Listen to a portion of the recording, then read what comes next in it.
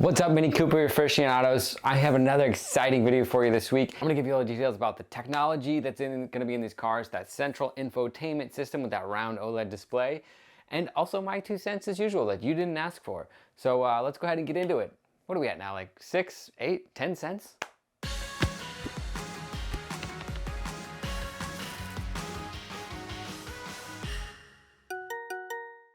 So this video is mostly about that new center console, the experiences that come with them, and all the fun things you can do with that. So let's get into the nerdy stuff first, all right? So this new infotainment center console thing is a OLED screen that's running the new Mini Operating System 9, which is based off of Android open source project software stack. So take that, Apple fanboys. And that basically means that Google is developing a version of Android to maturity and then releases it out to the rest of the world to use to build off of their open source Apache license. The OSP doesn't come with the device drivers or even a Play Store service that you could use.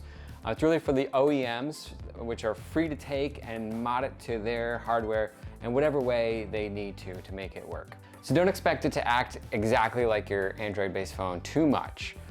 But much like your smartphone and many other cars these days, you do get a feature that BMW/Mini have been dragging their feet on a little bit, and that's over-the-air update. That's right, the new Mini vehicles coming out will now start to receive regular free over-the-air updates to fix any bugs or continually improve the experience in ownership of the car. All standard and free of charge, which we'll have to wait and see what the definition of regular is and how long those updates will last. I can't imagine that we're gonna see them still be sending updates in 2045, 20 years from now. But who knows? What does all this Android-based over-the-air goodness display on? Well, that's gonna be another giant leap in technology for this cars with a giant 9.4-inch circular OLED display. It's not a true circle, it's what we've dubbed in the tech industry a flat tire display. So it's an almost perfect circle with a little cutout at the bottom. We've seen that before on other smart devices, namely where is it? Like the Moto 360, which I still have. But perhaps flat tire display is not the best name of a display for a car though. And since we're still in a little bit of nerd mode right now, let's talk more about that OLED. We know that OLED has better contrast ratios than traditional backlit LED screens, and is insanely rich blacks and vibrant colors and picture quality as a result. They're absolutely brilliant, and whenever I show my photos to others, I want the best viewing experience, so I use my OLED TV to show those. Before we get too excited, it does have a few weaknesses, but they've slowly gotten better over the years. Brightness levels is one of them. Brightness is measured in units called nits, and that's kind of been a weakness in the early days of OLEDs, especially out in the bright environments like daylight. Luckily, since the large-scale adoption of OLED screens, thanks to the smartphone industry and smartwatch industry, our smartphones and the brightness levels outdoors has gotten a lot better.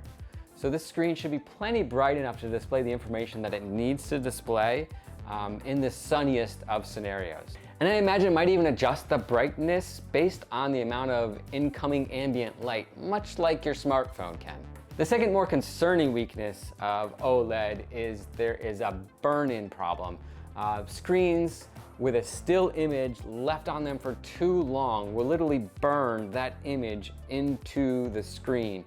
So whenever that image is not being displayed, whether it's off or on a different screen, you see a ghostly reminder of what that image once was. This is really not a problem for images that move periodically and change, but I would pay particular attention to the elements that are consistently displayed on the screen, like the climate controls at the bottom corners and the application dock down there at the bottom.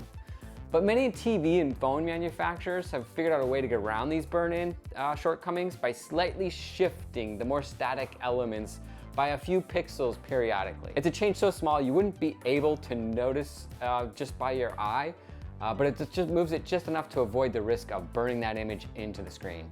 So hopefully Mini has taken those same steps to avoid this potential problem, but don't get me wrong, OLED I'm extremely excited for. The screen will also come optionally with some projectors that are on the back of it and they will display colors directly onto the knitted dash when you change between the driving experience modes, which I promise we will get to in just a second. Enough nerdy stuff for a minute. Let's start to talk about what all this new technology can do and actually will do for you as the driver or passenger in this car. With the new operating system and technology, Mini has given us experiences, which are kind of like driving modes, but a bit more focused on the interior experience. And we don't know if all of them will, but some of them will change the driving characteristics of the car as well. I mean, you can't name one of the modes go-kart mode and not have it change the throttle response, right? The modes we have are Core, Go-Kart, Green, Balance, Timeless, Vivid, Personal, and Trail. Core seems like it's the equivalent of mid mode. This uses Laguna color, which is projected on those optional projectors onto the dash. And it's more modern, clean design, and it uses the sound inside and outside the car to protect those pedestrians so they know that you're coming. Go-Kart then turns things up a little bit, kind of like sport mode we have now. You get more red, and it's more sport-inspired speedometer in the center display, which is really exciting to have that center display speedometer. I am a big fan. Then we have Green mode. Green mode is exactly as it sounds. It's green lighting in the car, and it adjusts the throttle accordingly so that you can eke out any extra mile out of those electric variants.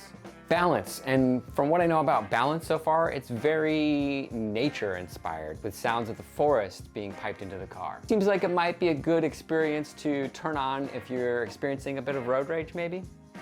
Then we have Timeless, and Timeless is an experience that I am excited to try.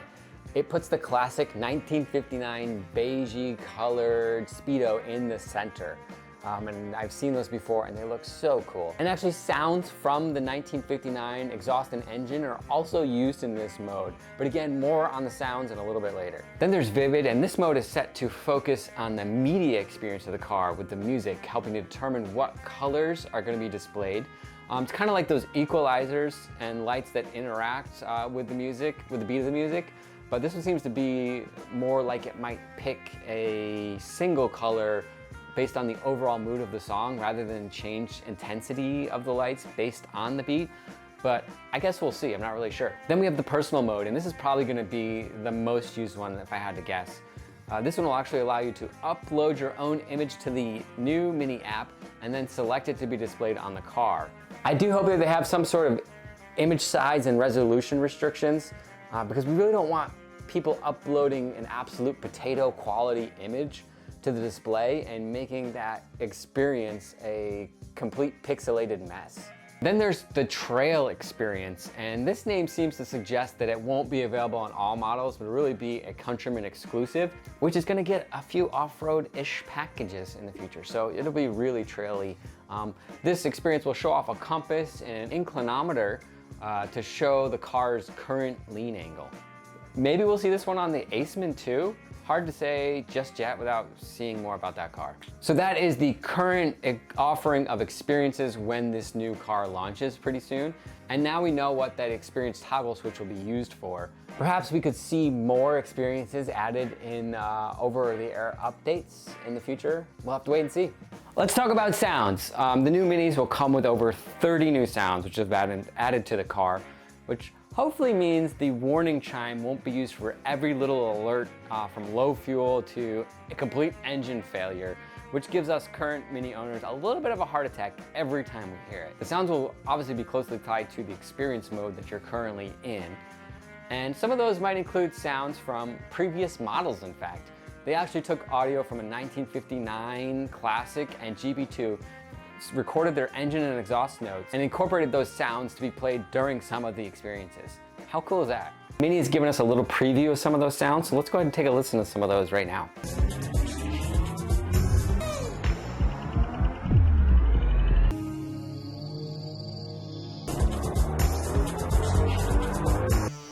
And speaking of sounds, what about the sound coming from your own voice? Well, we now know that you can talk to your car and have it complete tasks such as rolling down the windows or adjusting the temperature, even finding charging points, and maybe even food. The new assistant can be launched just like any other way you would on any other smart device phone by using keywords, just like "Hey Mini" or Hey Spike. And yes, that is Spike, the now digital dog assistant. You're also gonna have the ability to speak in a little bit more of a natural language to the car, which should help ease in these new features that the Mini is cramming into this impressive tech update.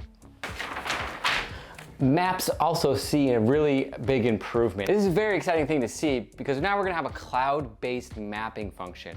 One thing about the current system in Minis is, well, it's not great, right? Most people really just use their phone over this often outdated map in the nav system we have currently. But this new cloud-based setup should be a million times better with even better looking maps, accurate point of interest information, and even charging points. This map will show you charging points along your route and let you know what percentage your car will be when you are arriving at those points. I imagine one day with this cloud-based information, we might even be able to see how many stalls are available at the charging stations. The navigation will also make sure that you arrive at your destination with at least 10% or more. That's something you won't exactly be able to do using just your smartphone without busting out a calculator and doing some math. I also wonder if we'll see those optional dashboard projectors project directional arrows as steps along the way to supplement what those on-screen instructions are showing you. We'll have to wait and see that as well. For now, back to my map. What about when you're charging the electric versions of these cars?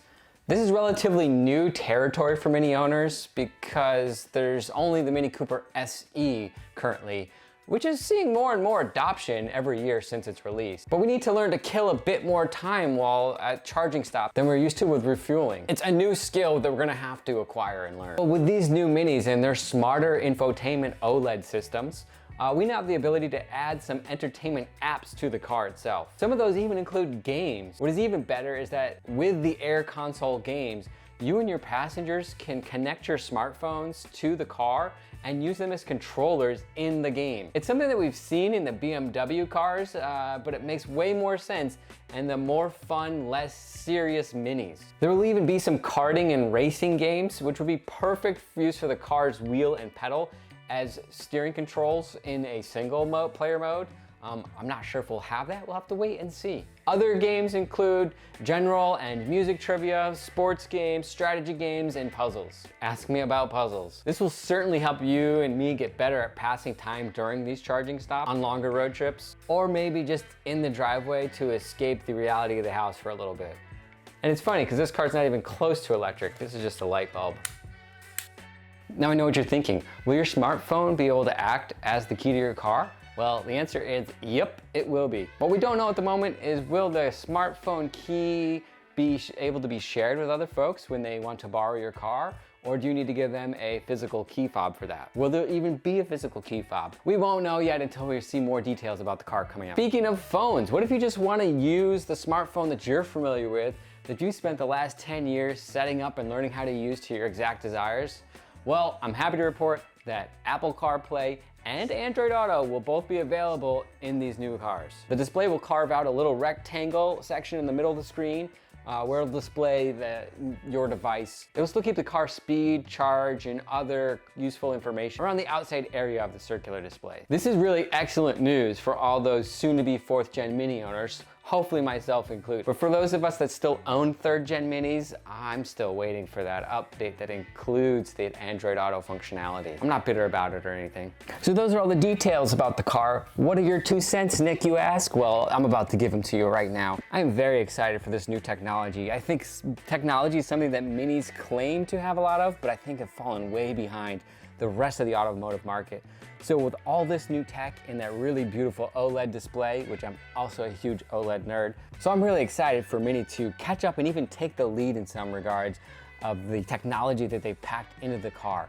I think it's really gonna help complement the driving experience. I mean, the cars are already fun to drive as it is. Now the experience inside the cabin is just that much more elevated. It's gonna be a really cool thing for these new 4th generation cars. I also think it's really gonna help bring in new drivers, young and old, which is really exciting. So more Minis on the road, the better in my opinion. As you may or may not have known, I am very excited about that central speedo display. It's something I've talked about for years with Mini and others, that I would love to have these digital screens display the speedo again. And so to have that in there, I'm really excited for that. I'm excited to try out some of the games and even try uploading some of my own pictures. I do really hope that the projectors will display directional arrows when using navigation. I think that's going to be a really fun feature that it could and should have. So those are my 2 cents about all this new technology that we're seeing in this new 4th generation Mini that's coming out in a few weeks.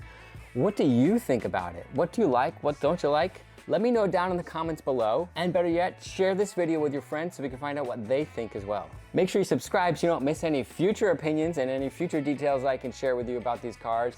And as always, when you see other Minis out there, don't forget to wave. I'll catch you all later. Look at this.